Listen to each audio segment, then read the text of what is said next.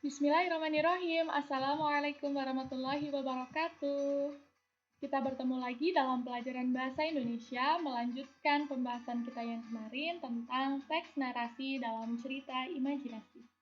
Pada kesempatan hari ini, kita akan membahas tentang struktur dan kebahasaan cerita imajinasi. Di antara struktur cerita imajinasi ada 4. Yang pertama yaitu judul, kemudian orientasi, komplikasi, dan resolusi. Judul di sini semua pasti kalian sudah tahu ya, judul itu yang letaknya paling atas. Kemudian selanjutnya adalah orientasi. Orientasi merupakan tahap pengenalan cerita. Cerita bisa berisi tentang apa, siapa pelaku cerita, di mana cerita terjadi, kapan cerita terjadi. Itu merupakan isi dari orientasi. Kemudian tahapan berikutnya adalah komplikasi.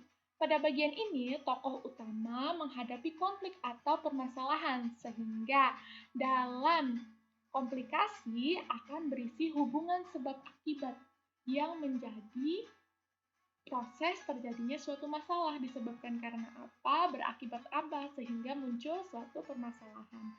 Dan yang terakhir adalah resolusi. Resolusi merupakan tahap penyelesaian atau pelarian masalah.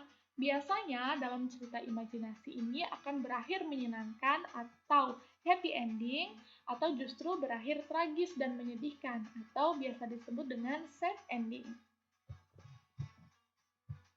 Agar lebih jelas, mari kita lihat teks bayangan dalam cahaya.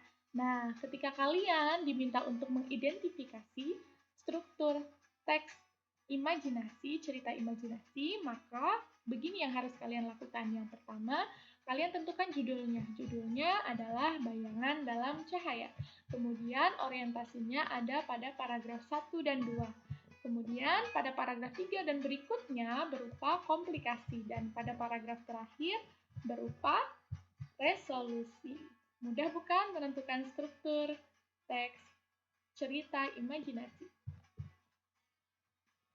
Berikutnya, kita akan membahas tentang kebahasaan cerita imajinasi. Kebahasaan cerita imajinasi yang pertama adalah konjungsi urutan waktu. Konjungsi di sini adalah kata penghubung. Kata penghubung yang berkaitan dengan urutan waktu. Contoh katanya adalah kata kemudian, seketika, tiba-tiba, sementara itu, lalu, selama, bersama, selanjutnya, akhirnya, dan lain sebagainya. Contohnya, dar, bunyi geledek menggeram seperti singa yang mengaum kelaparan. Cuaca berubah seketika. Nah, kata seketika di sini merupakan konjungsi urutan waktu atau kata penghubung waktu. Maka ketika kalian diminta untuk membuat atau menentukan kebahasaan cerita imajinasi, maka yang pertama cari konjungsi urutan waktunya. Tulis kata seketika yang terdapat pada kalimat cuaca berubah seketika. Selanjutnya ada yang disebut sebagai kata ganti. Kata ganti di sini ada 3 macam, yaitu kata ganti penunjuk, kata ganti orang, dan kata ganti penanya. Nah, kata ganti penunjuk contohnya bagaimana ya? Ini dia. Untuk kata ganti penunjuk, contohnya ada pada kata itu. Lihat itu. Ini merupakan kata ganti penunjuk. Kemudian ada yang disebut sebagai kata ganti orang. Kata ganti orang itu contohnya ini. Kata mendengarku. Kemudian ada kau, aku, ku. Nah, di sini ya. Tadi aku, balasku ini merupakan kata ganti orang. Sedangkan kata ganti penanya contohnya adalah apa? Apa yang kau lihat? Nah, ini adalah sebuah kalimat tanya. Maka kata ganti apa merupakan suatu kata ganti dalam kebahasaan teks atau cerita imajinasi. Yang selanjutnya, dalam cerita imajinasi terdapat kalimat langsung dan kalimat tidak langsung. Kalimat langsung di sini ditandai dengan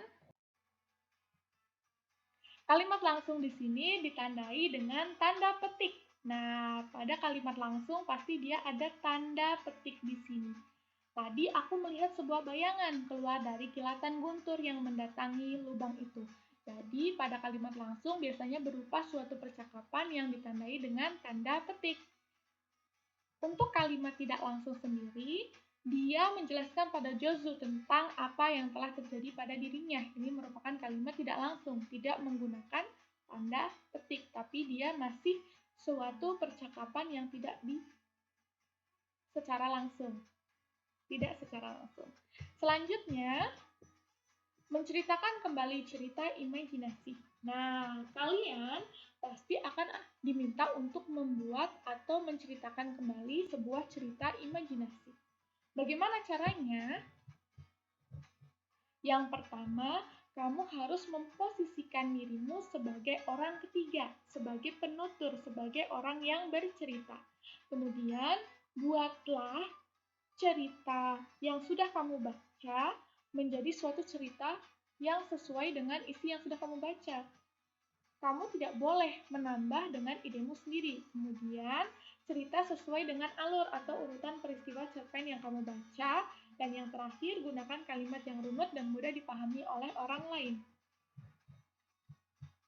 Langkah-langkah dalam menceritakan kembali sebuah cerita imajinasi adalah 1. Membaca dan mendengarkan cerita yang sudah kamu pilih dengan seksama. Yang kedua, mencatat hal-hal penting sesuai dengan urutan atau kronologi cerita.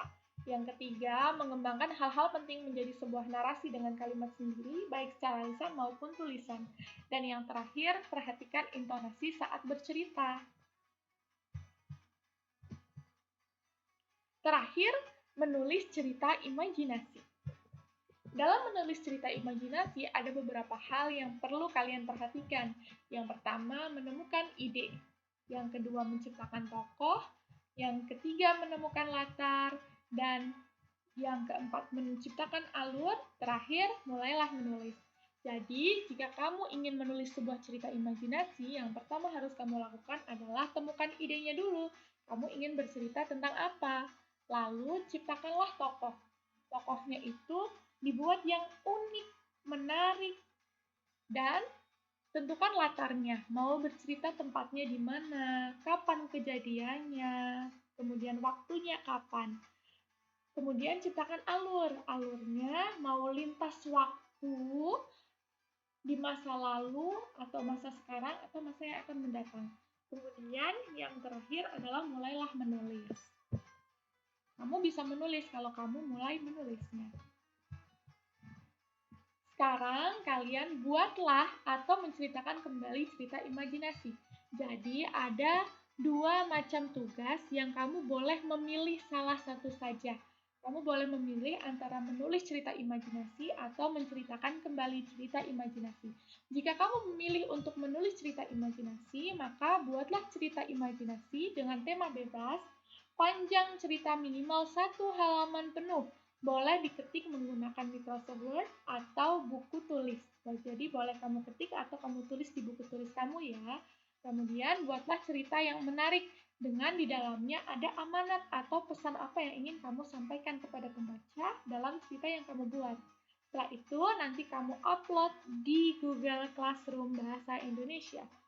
Atau kamu boleh memilih untuk menceritakan kembali cerita imajinasi. Bacalah cerita yang kamu suka, bebas ceritanya apapun, yang penting cerita imajinasi. Kemudian ceritakan kembali cerita yang sudah kamu baca. Rekam dalam bentuk video, dan jika perlu, gunakan kostum atau peralatan yang akan menambah ekspresi ceritamu. Setelah kamu rekam, kamu kumpulkan dalam Google Classroom, atau boleh kamu kirimkan ke YouTube, dan linknya kamu kirim di Google Classroom ya. Oke, semoga kalian bisa membuat tugas ini. Kalian bisa memilih antara menulis cerita imajinasi atau menceritakan kembali cerita imajinasi. Sekian dari saya. Wassalamualaikum warahmatullahi wabarakatuh. Terima kasih.